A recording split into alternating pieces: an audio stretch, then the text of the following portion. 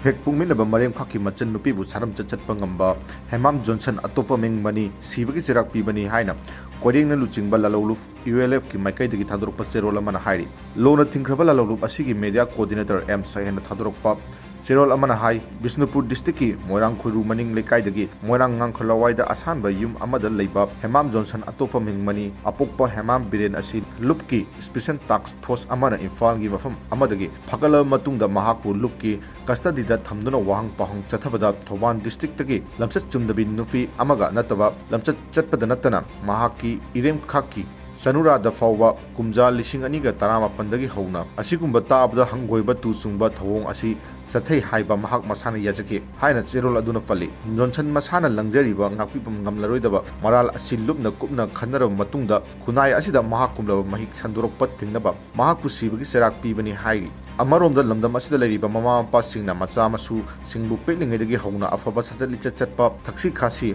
hauna lonchat sing ningthina khangnaba takpi tambi hoksi maisang singda oja singnasu noriba mahiru singbu anisuba mama mapa oibagi asoba thudang lobiduna seksina ngakpi senbiduna afaba sajat lichat chatpa thaksi khasi hauna lonchat sing ningthina khangnaba takpi tambi haina UNLF ki media coordinator